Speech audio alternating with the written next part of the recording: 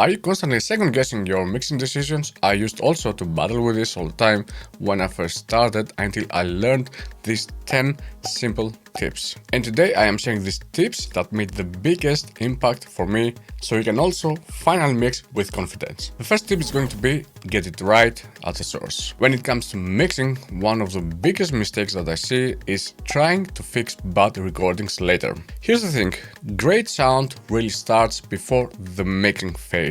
About 80% of your final sound comes from the recording itself, and only about 20% is mixing. Think about that for a second.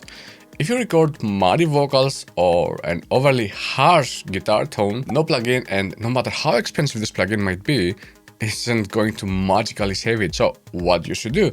Before you even think about mixing, take the time to really dial in your recording. You should use a good mic position, you can control your gain levels and treat your room if you can. Focus on getting the cleanest, best sound possible from the start. Trust me, this will save you hours of frustration later. And hey, if your recordings are already pretty solid, there are some presets for FabFilter users that can really help you dial in your sound even faster. And the best part, I am giving away the beta pack for free.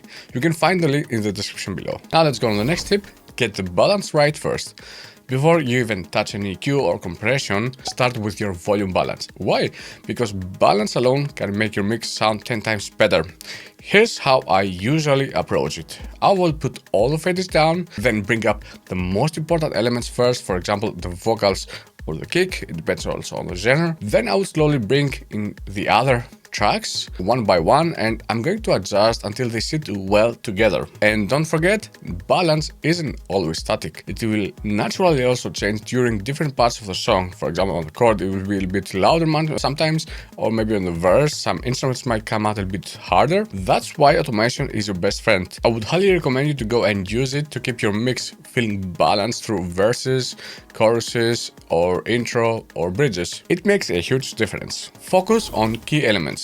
Now here's another big tip. Not everything in your mix needs to be front and center. A common mistake is trying to make every sound big, and that just leads to a cluttered mix.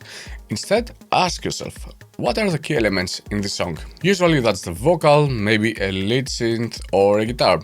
Start by making those elements sound clear and solid. Once those are working, you can start filling in the background sounds, like pads, effects, or some textures. But do not get caught tweaking those too early. It's all about priorities. Loop the chorus section first. Here's one of my favorite workflow tips. When you start mixing, loop the loudest part, which in this case, like in most of the cases, is going to be the chorus or the drop if you are making EDM. Why? Because if you get the biggest, most anticipated part of the song sounding good, the rest of the track will be easier to mix. I will typically loop that section and work on getting it balanced and really punchy. Once that's locked in, I will move on and use automation to fit the quieter section naturally. Super effective, give it a try. Avoid the solo button. Here's a simple rule I live by. Do not mix in solo.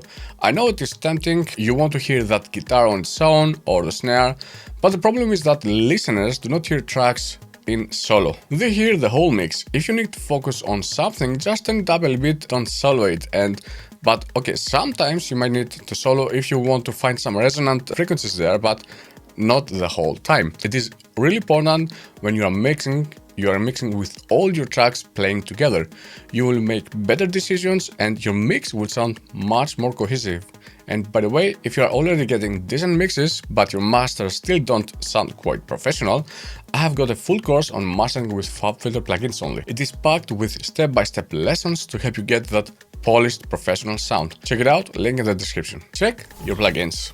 Every time you add a plugin, ask yourself, is this plugin really helping? The way I do it, when I use Saturator for example, I will go and match the volume going in and out of the plugin. Then I will go and bypass it to compare. If it does not make such a big difference, then I will go and skip it. You do not have to go and just stack effects and plugins for the sake of it. Less is often more. Have an intention behind every move. This one is huge. Before you EQ or compress anything, ask yourself, what's the goal? Why am I doing this? For example, do the vocals need to be so hard compressed?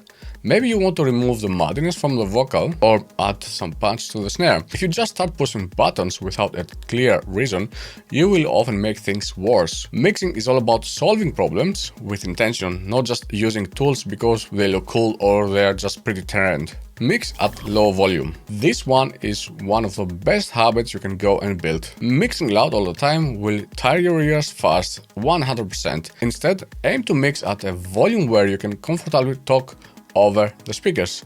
Then every so often crank it up just a little bit to have an idea how it could sound if it was a bit louder. This way your ears will stay fresh longer and your mixes will also translate better to different systems. If these tips are helping so far, hit the subscribe button. I have got plenty more videos to help you improve your mixing and mastering skills. Take regular breaks. Your ears are like muscles. They get tired. If you mix for hours without breaks, your adjustment will suffer.